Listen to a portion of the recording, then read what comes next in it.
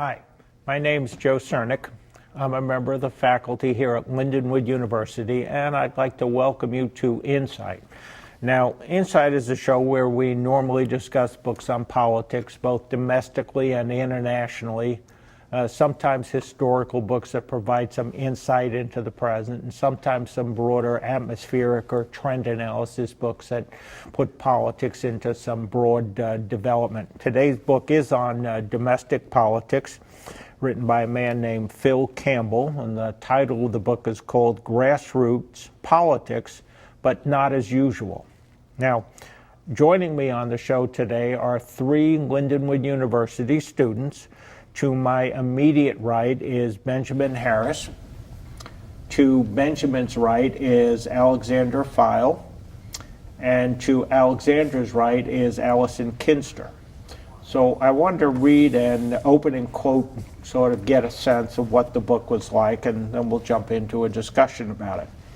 The author writes, "Campaign politics was a strange occupation, non-stop, high-pressured, incremental, meaningless activity, people and ideas coming and growing like images in an endless series of projected slides, a constant swirl of notes and phone calls and destinations and tactical decisions, volatile mood swings based on every unpredictable shift in the day's events, months of chaotic work in anticipation of a single night in which all of your efforts are either triumphantly legitimized or scornfully rejected. I could no longer tell if I was enjoying myself or not." Yeah, the author of the book is actually a part of this book here, Phil Campbell, and he kind of went through this motion after he lost his job with the newspaper The Stranger and taking on this role as the campaign director of Grant Cogswell. For him, it was kind of like a period of his time. He went through depression after he lost his job. He had no idea what was going to happen. Then he got this job.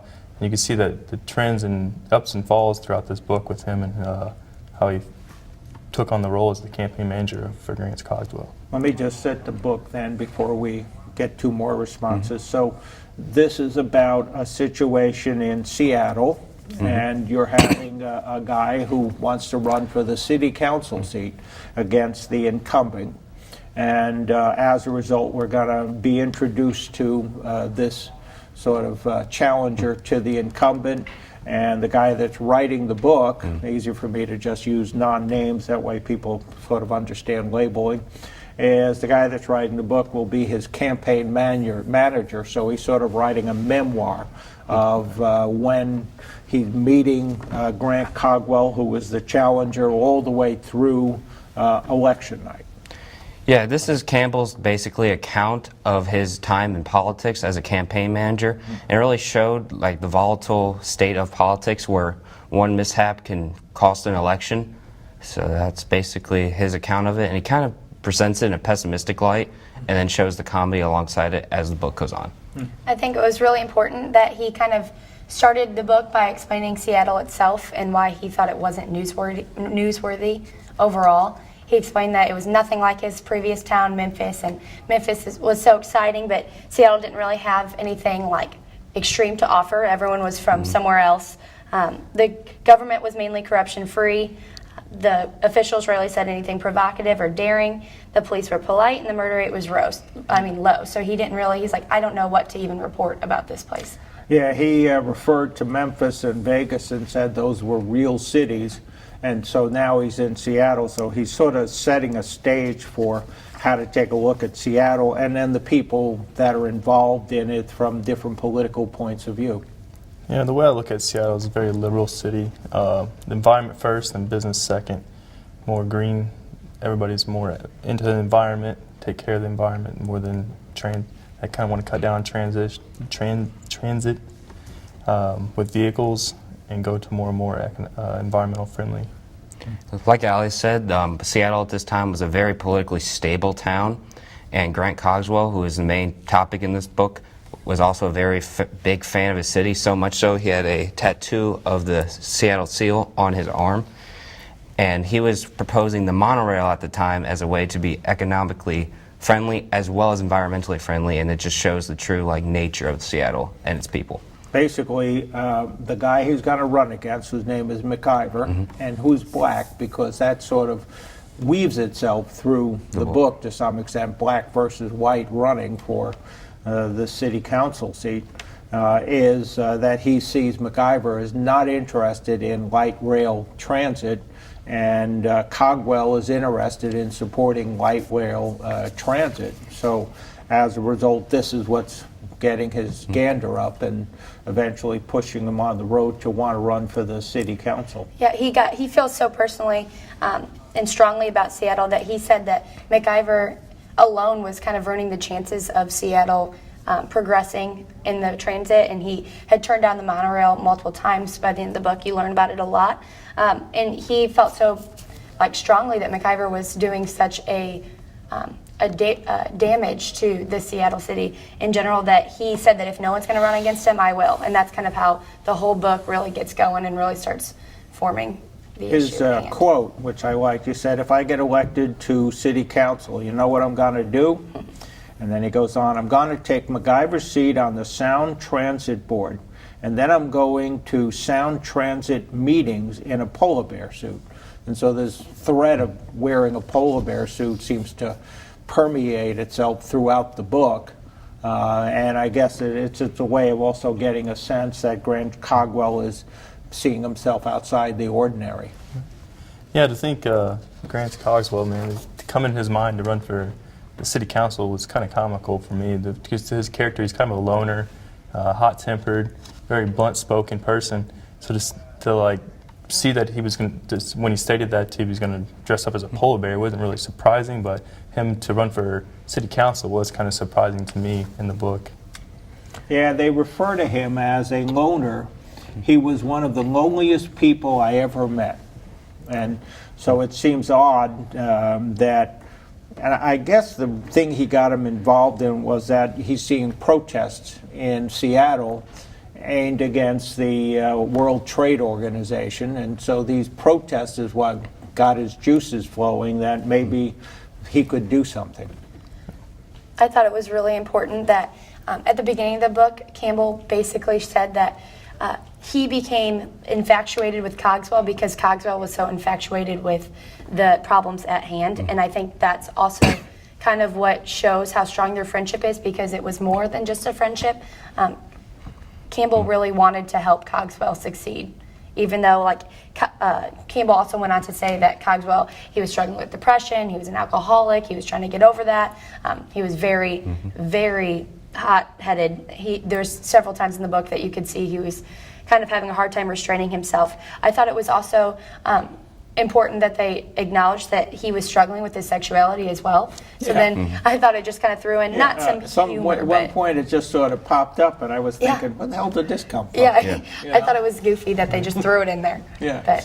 But this light rail thing wasn't originally his idea. It was a cab driver's idea. And he had read this article that this cab driver was trying to push it along, and so then he went to hunt down the cab driver and said, "Hey, I want to volunteer. Who do I talk to?" And he said, "Well, talk to me." And so that grassroots concepts of the book I liked as a way of showing you how actually you sometimes do get a momentum at a certain level of politics. Yeah, that cab driver, him and Grant, early, I think it was like '94, they started the grassroots movement for the monorail. They wanted to get the signatures to extend its life, but after a few years, they could never get it proposed to the city council to vote on it. But then eventually, 1997, they got him to vote on it, but it fell short. And then he waited till he ran in the early 2000s, and he revitalized this monorail movement.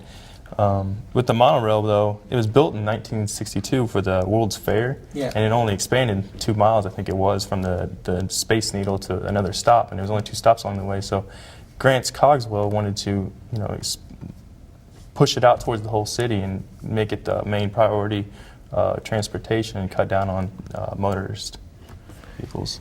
Yeah, like you said earlier, the monorail was very old transportation, and one of the problems that MacGyver saw with it was that it was so old, but the Cogswell claimed that we have newer technology now than we did before, so we can update it, make it more modern and slender, and not only would it be cheap and cost effective, it would also give Seattle that more sleek, modern look, and it would make the city more attractive than it already was at the time. I think sort of one of the things the book shows is that, you know, here you have one or two individuals that at least can sort of make a dent. You know, that they needed 18,000 signatures to get this on the ballot, but they only got to 10, but they had no money. They even get to 10 with no money and next to no volunteers. So that essentially it got the feeling there might have been more than Cogwell and the cab driver collecting signatures. But the fact that you can get to 10,000 and need 18,000, that you can at least see somebody do something. I thought what was funny, throughout the book, I thought that Campbell was very visually good with his words. I could basically picture, I thought in my head what was going on. So it was really funny to me when he said that he first met Falkenberg, that he compared his whole campaign as no better than a third grade bake sale. So he showed that not only did it start off really slow, but just with Cogswell's little bit of an impact, that's when it kind of took off and was at least able to get the $10,000 signature. 10,000 signatures. The author, Phil Campbell, he makes this quote. He says, "By the time I moved to Seattle, I wasn't looking for a new career opportunity. I was burned out looking for a place to hide. I had stopped caring about fighting for social causes and no longer craved the byline. Ego had fueled idealism, and somehow they were both gone." And so now this sort of is going to turn him around. Yeah, I saw with the campaign, it really did. He was kind of, after he got fired from his job as a writer at that newspaper, he kind of went to a depression, like she pointed out. But when Grant asked him to be his campaign manager, he kind of like sparked back into him. He believed in a cause that was worthy and that it could, you know, build the infrastructure of the city and really push it more towards the modern era. It gave his life more purpose, I felt like it showed throughout the book. Because at this time, after he got fired from the paper Stranger, Phil Campbell had a very negative and pessimistic and pragmatic outlook on life. And then he started talking to Cogswell, and he started to get a little more positive and a little more positive. And then when Cogswell initially asked him to be the campaign manager, he was a little bit weary at first. But then, you know, he got a little bit of liquid confidence, as I like to say. And then he ended up calling him on the phone and was like, "You know what, I'm going to be your campaign manager, and we're going to win this election." So, And it's sort of, the Cogwell, certainly this notion of showing up places in a polar bear suit where he keeps threatening to do that, but that as part of his campaign, he wants to write this lengthy poem about a guy named Zionchek, who was a congressman from the Seattle area back in the 1930s. And he wants to write this poem and somehow introduce it into his campaign. That at times he's never sounding completely pragmatic, he's a little bit off kilter. Yeah, what I saw about with Zionchek and the way Grant's Cogwell related to him was he was very outspoken about stuff that he believed in, that was passionate about. So I think that Grant Cogswell saw himself in Zionchek and really wanted to bring back what he started to the modern times. to generalize the poem, he stated that people may believe different things, but you can come together even if you don't believe. If you believe what is best for the country, it doesn't matter whether you're left or you're right. All you care about is what is best for the city, and you can all come together in that fact. But in some ways, you're having this odd situation where when you introduce, like when Cogwell is going to introduce himself to the public, and so as a result, the rules say that you can't tell something nasty about your opponent, so that as a result, he wants to do that. So to some extent, he wants to introduce some degree of divisiveness in the campaign, and so he's going to the ACLU, and the ACLU is supporting him in this right to eliminate certain rules about how you introduce yourself to the public to run for office, because he's saying, well, if I'm only going to talk about me, but my opponent can say anything they want, but you can't say, wait a minute, I'm challenging what you say, and this is the basis of his lawsuit, and the ACLU wants that lawsuit. That you end up looking at, he's saying you should come together, but to some extent he also wants some degree of divisiveness. Mm-hmm. Yeah, with that lawsuit, I feel like with Grant, Well, first off, with the city ordinance, with it not being able to speak out against your opponent, it really limited Grant because he's very outspoken. His personality was very assertive and blunt. Said what he wanted to say. It didn't matter who. He had a point he wanted to make, and he would make it. So yeah, when he brought that lawsuit up, and they would eventually win the lawsuit, it really opened the door for him and really run his campaign effectively the way he wanted to. I felt like what was so important about that, the reason why he wanted it so badly was that he felt so strongly that MacGyver was so bad for Seattle, and he wanted to speak against like the light rail or silent sound or whatever that was called at the time, and push his belief of the monorail. And he was saying that if MacGyver was really good for the city, he would support the monorail instead of whatever he had previously supported, because clearly that was not working for the city. And for Cogswell, his main problem is with this short little section that you talk about your campaign, you can easily doctor or spin something that is totally not true, but make it appear true.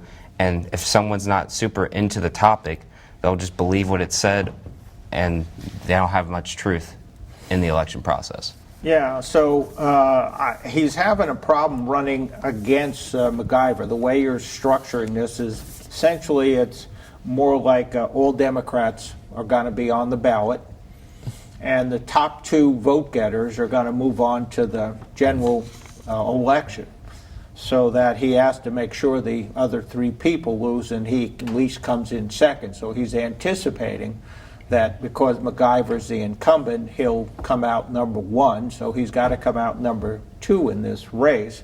And they're constantly saying, well, how do we address the issue of black? And that MacGyver is black. I remember they said something as to, we're not going to come out and talk about that situation, but we're not going to avoid it. And I thought that take on it was really good, because then they didn't necessarily have to talk about it if it wasn't brought up, and like hurt themselves, but they were prepared to talk about it if need be. They were basically doing like a mock interview. Campbell was asking Cogswell questions back and forth, and Cogswell completely just got so aggravated that he almost it looked like he was going to break the table in half, and Cogswell ended up running to the bathroom and had to email him that he felt that he handled the situation incorrectly. I think that the practice, as you could see, benefited Cogswell, but at the same time, I think it also showed us just how maybe unstable he truly was for that position. Well, but even the issue of a black candidate, you have a white voter coming to Cogswell who is saying, oh, I like your ideas and I don't like MacGyver. However, MacGyver is black, so I don't know whether I can vote for you because we should have at least one black on the city they called council. him the diversity seat or something or another like it. Yeah, he was actually the only minority on the whole city council was MacGyver, and so for him to run against him, it really made him the point of racism to come up, like white guy, like he's pointing out. But I feel like he did a great job running against him, and I feel like they kept it, civil between them too at some times. But he did, at some tendencies, would rise to a peak where they were really controversial with one another.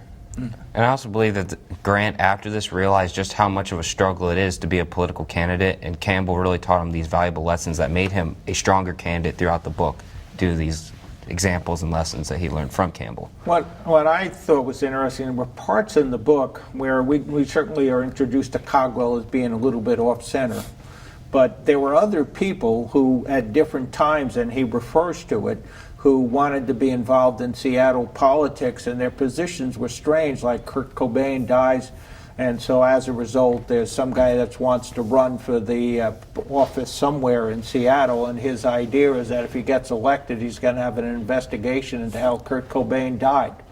And so this notion of you're looking at some strange characters. So Zajanček isn't just the only weird person, and Zajanček certainly is nuts, I think, towards the end of the book when they're showing how did he die, and he runs to a window after he's been locked up in a nut house, and he jumps out the window. And then from there he still wants to escape.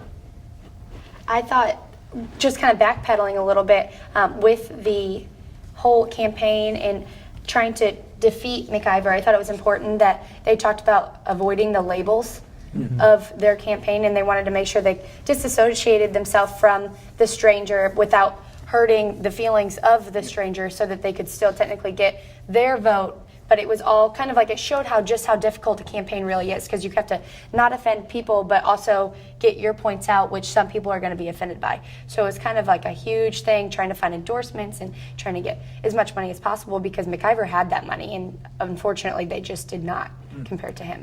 Yeah, not only did MacGyver have the money and resources being an incumbent, Cogswell at this time was broke. He was already in $1,000 of credit card debt. He had no allies as a writer. He tended to be more sarcastic and ended up ticking off major writers, so that kind of hurt him in the aspects of getting allies for his political campaign.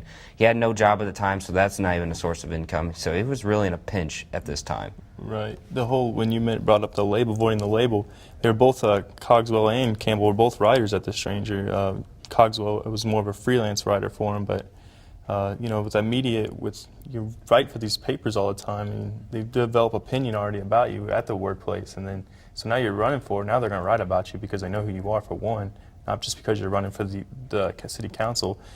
So this really was a hot topic for them to avoid, because they want to be painted as a negative candidate for this city council election. Well, when Cogwell has to go to these different Democratic precinct meetings to try and get some endorsement, he's going from one to the other. And so one of the things I thought was interesting was you're meeting Democrats who don't necessarily like MacGyver's policies, but once again, because he's the black representative on the city council, you're not trying to sort of run against him, so there's a reluctance there. And then two was the fact that somebody had a picture of him, of Cogwell at some point, having a Ralph Nader button, and so Nader was sort of being blamed for the idea of Al Gore losing the presidential election, particularly in Florida. So here we are years later, Democrats are not going to let it go, and you're seeing that in Seattle. There was one quote talking about Nader that they said that some people wouldn't even as much just spit on his name. They were so upset about that whole ordeal. But I thought it was also interesting that they were talking about when they were trying to find endorsements, two of the people that Cogswell originally had endorsed himself. One said that she could silently endorse him, but that she wouldn't go out and about it. But one guy said that he would offer more vital information to him on the side, but he didn't want to ruin his working relationship with MacIver that he had already created. So I thought it was just funny to watch how people like tried to avoid hurting, I guess, MacIver's feelings, but at the same time tried to avoid hurting Cogswell's feelings as well. It was like stepping on eggshells, I felt like. To show how much of a pinch they were in the beginning of this campaign, even Falkenberg, who Cogswell originally got this idea from, he even started laughing at him, saying, "You're too late in the race, you're not going to make it." Yeah. So even Falkenberg, who's the original source of this idea, even thought this campaign was a joke. Yeah. Yeah, I feel like the reason most of these endorsements didn't come their way was he was a very emotional person. I mean, outspoken and blunt. We've went over this, hot-tempered. But I feel like the turning point for them was with that ACLU lawsuit. It really opened him up. You know, he was showing he was going to fight for constitutional rights, free speech, with that. And then when they got their media attention with a TV show, they were on TV, so that got his name out there. And then finally, the endorsements finally came in after like 7 months of running this campaign. They had no one really backing them, and so it was a really tough time for them to get going. Yeah, the endorsements, just a few of them, but he still doesn't get major ones. You know, none of the newspapers will back him up. And so, yeah, it does show you the difficulty of being an underdog, trying to be, and it doesn't matter whether it's here or against Congress, but how you're having a difficult problem running against any incumbent. They specifically talked a big chunk about the KickOff Party and how he finally got some people to kind of come. And they said that basically the KickOff Party, although it wasn't a huge success, it wasn't a failure. And in the book specifically, it said the worst thing that can happen is it's a failure. So if it's not a huge success, it's still better than it being a failure. And like he said, the Falkenberg dude that already had laughed about the fact that Cogswell was even running gave the introductory speech, but as soon as he gave it, he left, so that he didn't have to give any more questions or really tell. It seemed like his own opinion. He didn't want to tell people that he really wasn't too sure about Cogswell's the running mate, or you know what I mean? Yeah, even, you could see, even though they had a relationship formed over years with this guy, him and Cogswell and Falkenberg, he was very hesitant just to even lend him support, even to come out at the local coffee shop where they had their KickOff Party. It was very, very rough for him to even just endorse his name in public. Yeah. I think behind the scenes you would see him give him support, but out in public it wasn't going to come his way. Which was so weird to me because he started out as a taxi driver. Yeah. Like I don't see why it was such a big deal for him to endorse him, and it was a friend. Yeah, and that's at the end of his introductory speech. He basically said, "I'm doing this to help a friend out." He didn't even say like, "I support you." He's like, "Friends help friends," and that was the end of it. And after the kickoff party, they actually started to get support, especially from Stranger. The editor-in-chief, Dan Savage, was very enthusiastic and was very pumped about this, and he started to support Cogswell, which was funny because in the beginning they wanted to avoid Stranger and not have ties with them.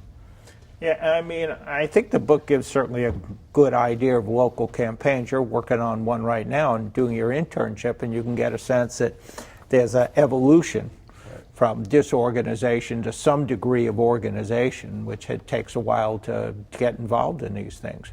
Yeah, campaigns are rough. I mean, starting with cold calls, going out sending emails to random people, getting to a list of your emails to send out is in the first place is hard. Getting names and building these signs, going out to social events, trying to get people to believe in your ideas that you're so passionate about. So yeah, it was a rough time for these guys to get their movement going. Yeah, they talk about, nobody likes raising money, and the difficulty they had. I thought it was really crucial how they kind of showed that how necessary Campbell was and how necessary it is to have a good, I wouldn't say running mate, but campaign manager in general, because he talked about what kind of struck me was I know how much Campbell cared about Cogswell and how much he wanted him to succeed, but then at the kickoff party, Grant Cogswell went up and gave this great speech, and it seemed like he was genuine, and he really won over his crowd that was there for him. But then right afterwards, Campbell stepped up and tried to talk and ask for endorsements and for money, and it just killed the mood completely. So I think he needed to prepare better. We only have a few minutes left, just so the author knows. Then you have the race. He comes in second in the primary. He loses in the general election, but he gets a fair number, right? 47.6% of the vote. So considering that he didn't have the endorsements or the money that MacGyver has, that seems like a pretty good showing. So what do you think of this book? Well, it was a great book. It was very comical at times. It really went to the roots of what grassroots politics is, showing how difficult it is to start a movement, to get endorsements, to run a campaign. It was a great book, I thought. It showed the struggles of local campaigning in a very comical and lighthearted tone, and it was very relatable from a personal standpoint. So I would recommend this book to anyone. I personally loved it. I would definitely recommend it to my peers. I think that it takes a certain type of person to enjoy the vulgarity that's within it. But I think, like he said, it keeps it lighthearted and it keeps it more interesting. And I found myself having a hard time putting the book down because I was so interested in what happens next. Like, does he have another shortcoming? Like, how does he end up in the race in general? So I thought that the book was honestly fantastic. I enjoyed it a lot. Yeah, it's a very well-written book, easy to get through. I thought it was interesting. At the end, Phil Campbell goes to work for Fox News. Seems contrary to when you're reading about him in here. So I don't know whether he's still with him or not, but certainly it was an interesting switch. And as it was noted, this was made into a movie. So I have not seen the movie. I'll now have to see it. So thank you for joining us today.